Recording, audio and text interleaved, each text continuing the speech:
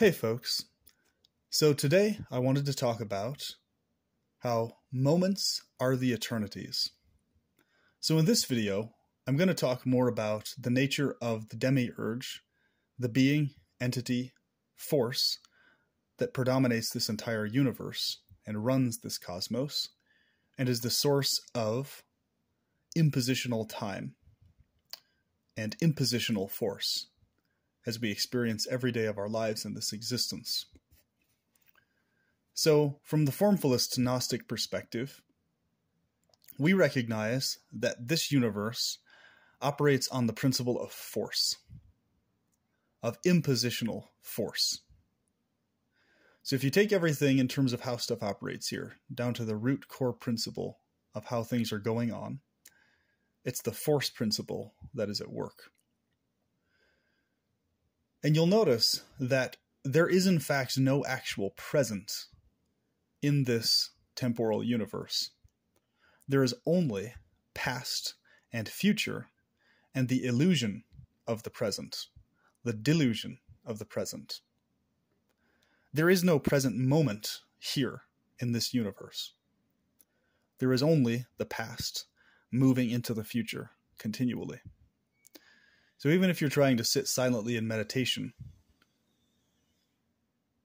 even then, even if you're trying to be in the present, it's simply the past going into the future as you're sitting there. All the molecules that fill up your body are moving from the past into the future. Past into future, one moment into another, is what impositional force does. So all of us were forced, impositionally, into sentience into this particular universe of the force principle. So force, impositional force, is this particular demiurge. Demiurge, meaning the other consciousness, the parasitic consciousness, the consciousness that was not meant to be, the other urge. An aborted fetus entity was the origin and source of this particular cosmos, according to the Gnostic texts. So therefore, you'll notice that being an antinatalist is in direct opposition to this principle of impositional force.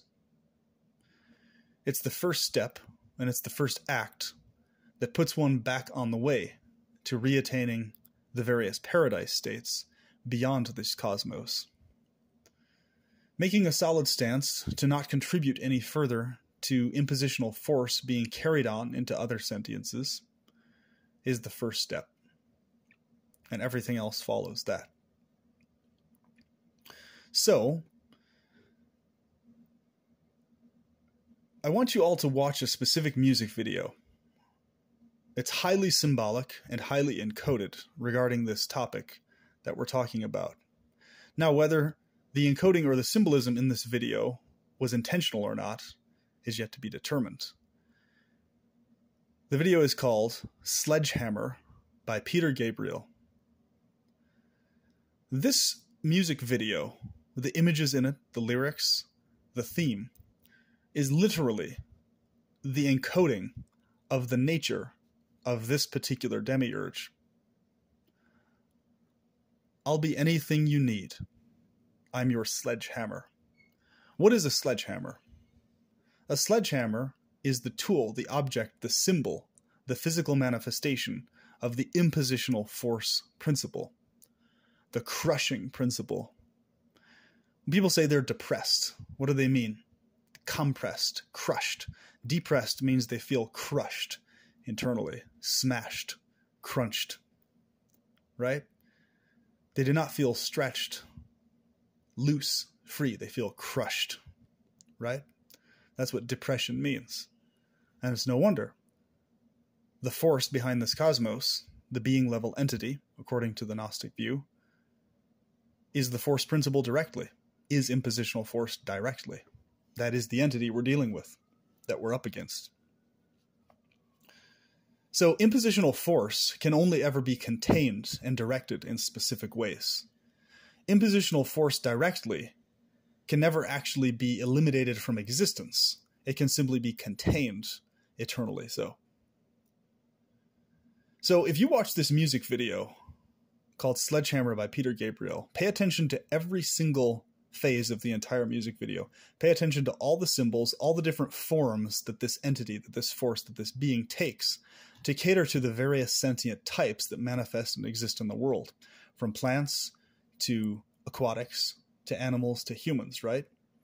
And you'll notice that from the very beginning, when they're showing the sperm and they're showing the child in the fetus in the womb, that's encoding and it's symbolizing that the initial you being forced into impositional sentience here, and then they show the eye, the all-seeing eye, right? That has to do with the fact that, boom, now you are in the world of this demiurge. You're now in the world of the impositional force entity, and here is the encoding showing you the nature of this entity. So it's quite fascinating. All the symbolism is extremely significant in there. And I have a strong hunch that Peter Gabriel knew exactly what he was doing when he put this music video together, as did the people involved in it. And if they didn't consciously know what they were doing, it was subconsciously put into them to put this archetype encoding into this video. And that's what's fascinating about this, is that towards the end, you'll see this church setting, right? Where they're talking about power, right? And this is what's interesting. You'll notice all these religious institutions, these churches, especially the Judeo-Christian ones, what do they keep going on and on and on about all the time? Power. You are the power. You are this and that, right? It's all power related. And what does power have to do with? Force. They're worshiping the force principle directly. They're worshiping the force principle as God, as their deity. That's why they're glorifying power. That's why they're glorifying force. They're glorifying the entity that runs this universe. Now, the entity that runs this universe, the entity that is behind why things go on here, is an entity that is indifferent to what happens to us in terms of how we feel about things, how we experience life, but an entity that gets, or that is immersed rather, in a state of bliss, a state of pleasure, right? However, that pleasure is connected to literally all these varieties of force at work, the impositional force principle operating. So whether that impositional force principle is operating in a way that gives you pleasure or gives you agonizing pain, this entity doesn't care and is incapable of actually grasping the difference between those two or having any wherewithal to care about the difference, right? And in fact, this entity leans towards being amused by all the varieties of manifestations of impositional force, crushing force on various forms, because this entity is a perversion of innocence, the innocence principle. This entity is a perversion, an aborted fetus, a parasite to the original goddess, the actual goddess beyond this cosmos, who is his/its origin. So, being a perversion of innocence, this demiurge is also incapable of grasping what pain actually is, what pain actually feels like, how pain harms sentient forms and things like that. Distinguished from the goddess, who also does not process those things, does not process pain.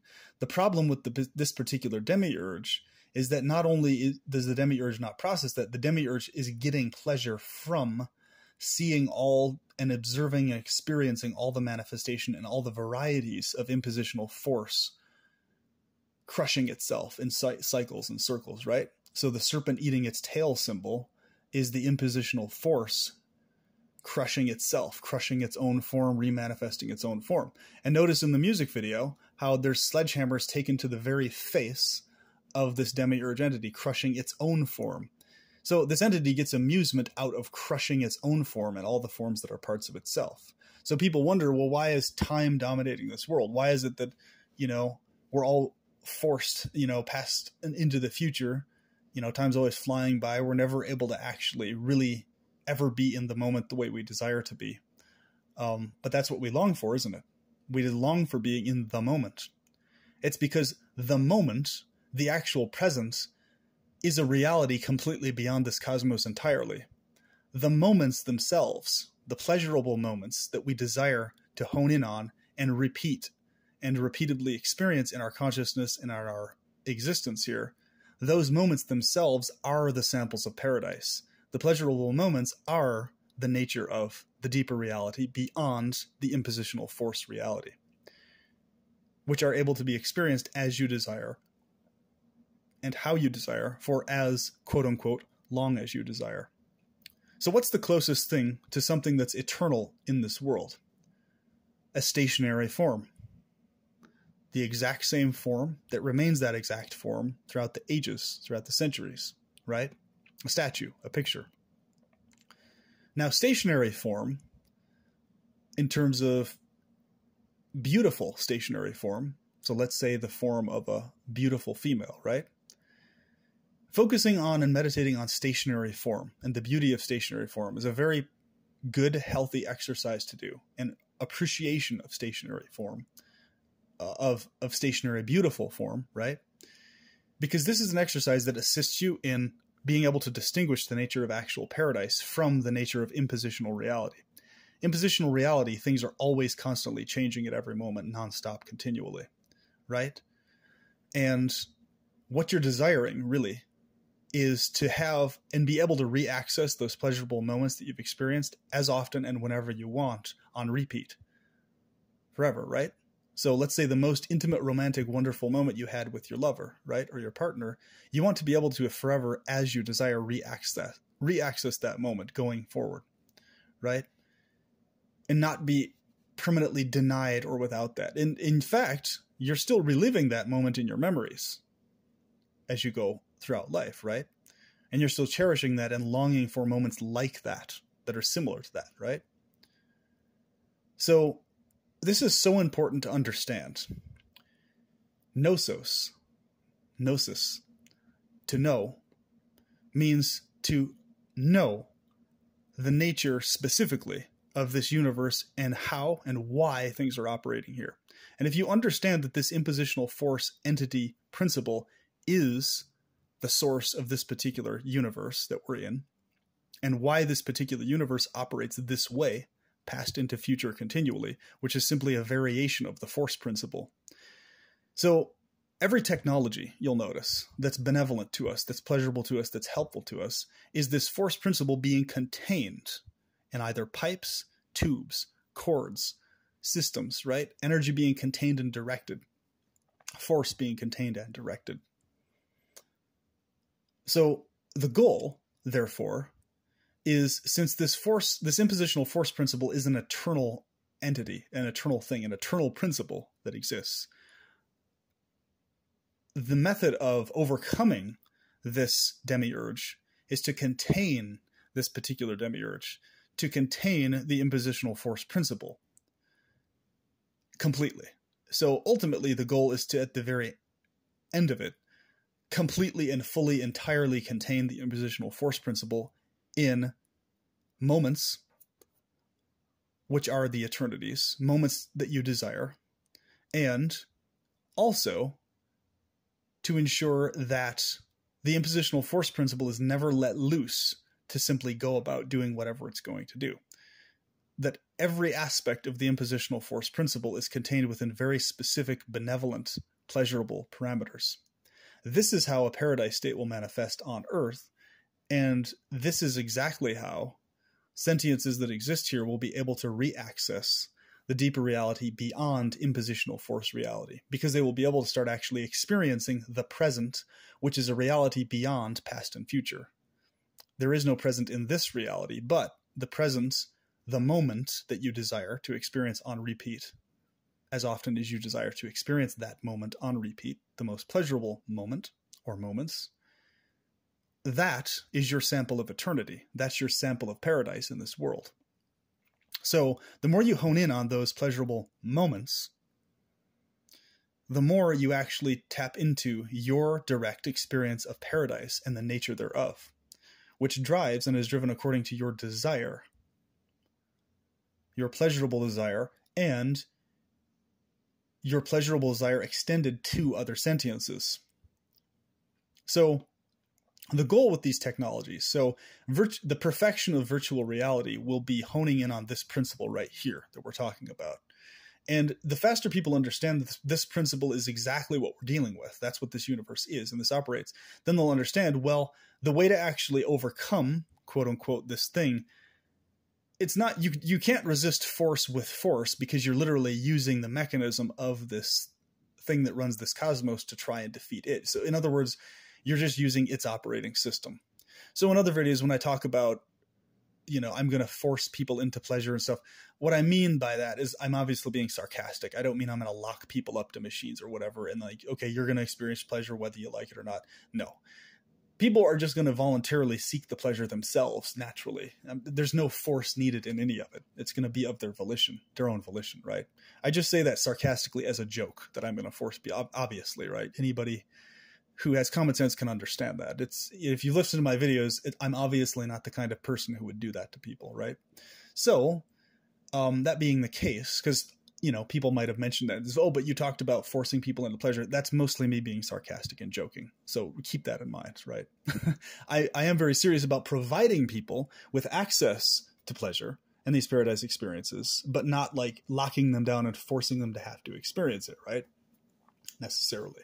So the point being is that force is not resistible, because resistance is what? The use of force against the force principle. So this is why people get into this conundrum, right? This is actually what leads to hopelessness, and this is what leads to bleak, nihilistic, voidistic ideologies. In other words, they have the wrong thought process that either, number one, the force principle, nothing ever can be done about it, and it can never be contained, or, which is erroneous, we know very well the force principle is able to be contained, and we're containing it more and more as time goes on, in our thoughts and in our technologies and so on and so forth. And then, or the other part, the other side of that, which is far more common in terms of people's subconscious, is that the idea that they're making this attempt to resist impositional reality, right? So they fall into hopelessness because they can't figure out a way to overcome via resistance impositional reality. So you don't overcome impositional reality, impositional force, by either using force against it. That doesn't work. That's not effective, because you're just using force itself and you're maintaining that operating system. Nor do you actually defeat it by surrendering to it either. You contain it. And this containment is the method of defeating the Demiurge. So this is precisely why I emphasize to people so strongly all the time that, because, there's plenty of people that talk about Gnosticism and these principles and everything, but very few people talk about the specifics of how to actually overcome this Demiurge. The first thing you have to do is you have to go within your own subconscious, within your own consciousness, I should say. And you have to adjust your perspective towards this cosmos and the nature thereof. Adjust as in tweak the detailed specific parameters of how you see it. So if you're already an antinatalist and you're noticing you're tending towards bleakism or nihilism or voidism or this non-existence idea, if you notice you're tending towards those, it's simply because you're needing to understand more clearly the nature of impositional force and how to actually deal with it, versus trying to defeat it, overcome it, or escape it, or surrender to it, right? Because think about it. The part of the problem is that you've already done either of those, and that's what got you here now. So you were forced impositionally into sentience now, right? Currently, by this impositional force principle. And so that's going to happen again. You, or what a future forced impositional form this Demiurge will cause to make identify as another you. In other words, whether it's actually the current individual you or not, this force principle will force another series of molecules and particles and things into another form that identifies as another you, right? Another individual you. And you'll have no recollection of the past you. So, to avoid that, to overcome that, to bypass that, this impositional force recurring over and over again, you have to hone in on this containment principle. And the more you contain this within your psychology and subconscious, the more you actually are able to bypass impositional reality. And you start to access the realm and the world that is the moment, the present, which is not accessible here. And how you access the moment, the pleasurable moments, is you specifically hone in on those pleasurable moments as the visuals and specifics and details of the eternity you want to experience, of the paradise you desire to experience. And the more you do that, you'll notice that you'll have extremely vivid lucid dreams. You'll have extremely vivid experiences of those specific desired things. And they'll become more readily accessible to you. And also, you'll notice that you'll be guided situationally, and you'll end up very often in the right place at the right time, getting in connection with the right person at the right time, for things to work out smoothly in your favor according to in ways that will assist you in maintaining a stance, a life situation where you're able to be regularly deep in this internal world of the actual present and moment beyond past and future, where you're basically grasping that past and future constantly going on are the impositional force principle at work, and you yourself, your task is to contain past and future, contain them within specific parameters, right? So I'll go more in detail on this in future videos in terms of the more technical specifics of, okay, exactly when you're meditating, what exact visuals to focus on versus others, what exact feelings to have in your feeling set physiologically to get the maximal benefit from this, and how to be able to tangibly have an experience of bypassing the impositional force principle. And so you understand now very clearly what I mean by this. In the previous video where I was talking about you being convinced resisting, because what is resisting? It's the force principle at work being used.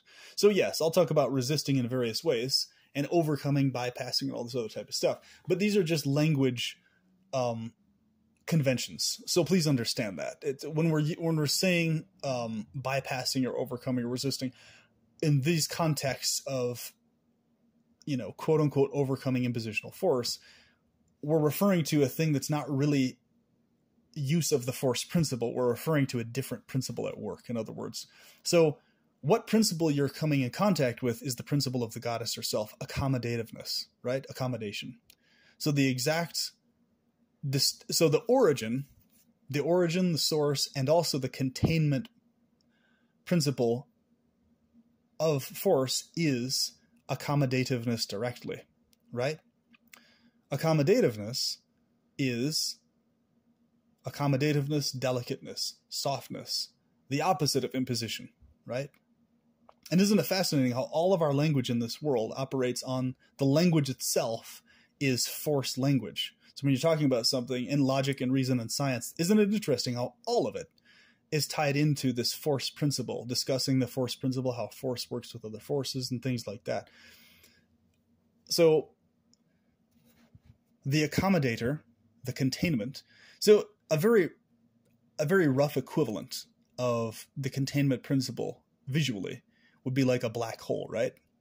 So if you're going to compare the force principle to the containment, to the container principle, the goddess herself, her realm, her nature, you could visualize the form and the root structure of the goddess self, nature, and realm as like a black hole, a tube, a tunnel, right? A containment form.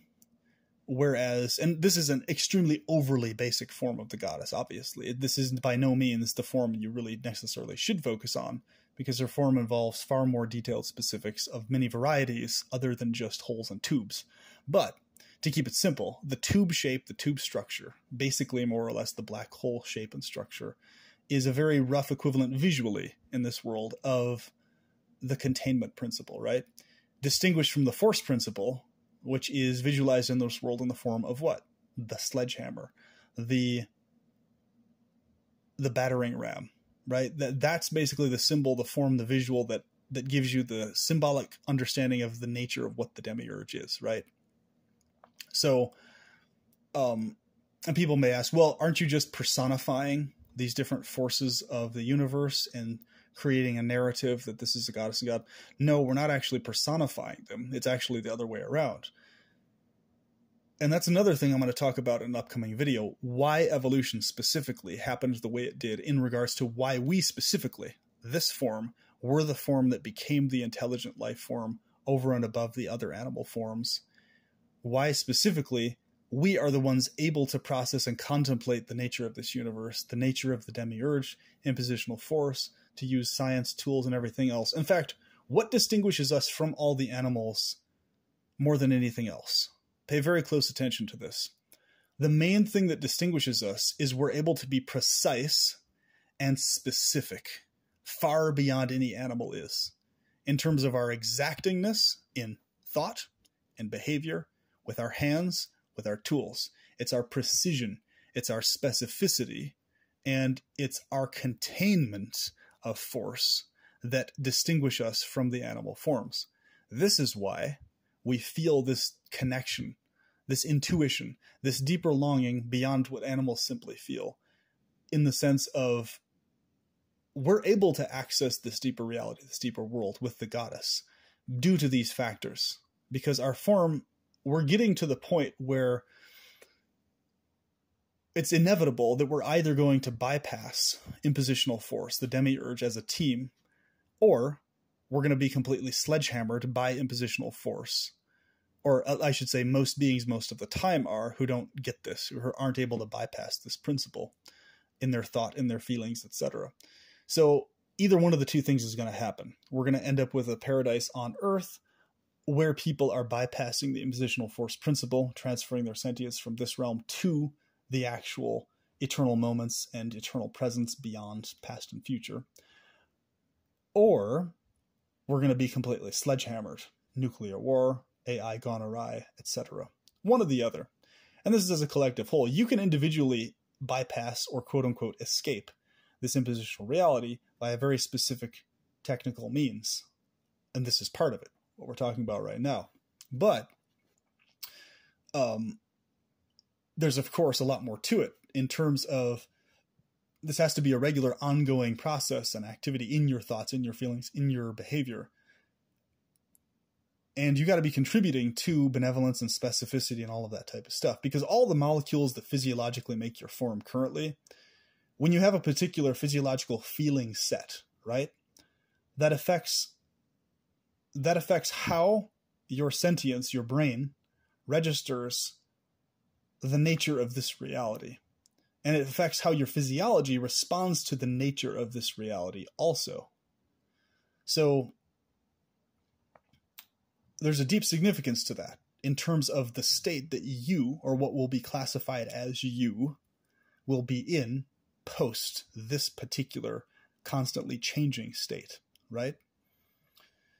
And this is able to take place with or without a soul. This is very important to remember. The soul topic is a secondary one. Whether the soul exists or not is its own topic, but it's not a requirement for this to be the case, for the recurrence of sentience, of individual sentience, mind you, to continue on, not only generic subjective continuity. So, what I want to leave you with at the end of this video is, now you have a very clear understanding of this universe, the principle at work here, the reason why this universe and cosmos is very dissatisfying. Because we're entities, we're sentiences. We come from a core root sentience that is accustomed to, that is used to, constant perpetual bliss and pleasure, is unaware of pain, is unaware of the nature of pain, and exists in a realm where the impositional force principle is constantly ever contained completely, and is never let loose to manifest anything by itself, basically. The problem with this universe is that the impositional force principle was allowed to let loose. You hear about the Big Bang and all these other types of things. What is that? What is a bang? What is a... It's a force let loose, right? The quote-unquote singularity. What was the singularity? Well, the singularity was the impositional force principle being contained. By what? By who? By containment directly, herself. The container. The accommodator. Herself. Actual goddess. Right? So, in her play, in paradise, the impositional force principle was let loose via her innocence, and also via the fact that that particular aspect of herself, her paradise play and experiences, was not contained by the aspects of herself that have the eternal function of containing that, exactly that, of preventing perversions of herself from manifesting and existing, of preventing parasites from appearing, and preventing such entities from being let loose out of their contained state, out of their potentiality state, into a manifest tangible form. So this entire universe is the manifest tangible tactile, literally the tangible manifestation of the force principle let loose. That's what this is. And of course, there's more detail than that. The way force operates specifically in this universe, in terms of how planets operate and form and all this stuff, that's its own thing too. So there's more details than just force itself, obviously. It's a particular kind of impositional force principle at work here, not only just force in a general sense. So I hope this has been very helpful, and it's given you excitement, and I hope it makes you look forward to the next video in this series, where we go more in depth on the nature of actual paradise, how, in what way, and why these demiurges, or these impositional force principles, and other versions of universes and cosmoses are able to manifest and form from a baseline of containment in a paradise state, where all such potentialities are eternally contained. How this is able to come about, and why deepest reality is a team effort at every tier of it, and why this is so essential that each one of us, in sentience, in desire, in will, in feeling, have a team consciousness with one another. We see things from the team perspective, the desire to assist and help each other, right? Because this is exactly how paradise states are maintained. It's this working together, this team consciousness. When the team consciousness is let go of, and a consciousness or a sentience goes awry, trying to do its own thing outside of a team effort with other sentiences, boom, you have a leak in the faucet. You have a leak in the containment, and now you have a universe, a potentiality cosmos manifested from a state that it never needed to manifest from, due to the breaking apart of the team effort of containment, right? So this is how this happens. And this is how this has happened, and how we're all now sucked here in this forced sentient state. So it's simply a matter of time. Well, chuckle, chuckle. It's actually a matter of reattaining the ever-present state beyond this past and future state. And it's a method of literally reversing the process. So we know that this force was uncontained, therefore here it is now. So let's reverse the process via benevolent technology, via benevolent feelings, via benevolent, affectionate teamwork, and very, very deep, hyper-technical knowledge of exactly what's happening here. And I will talk to you soon. Have a good one.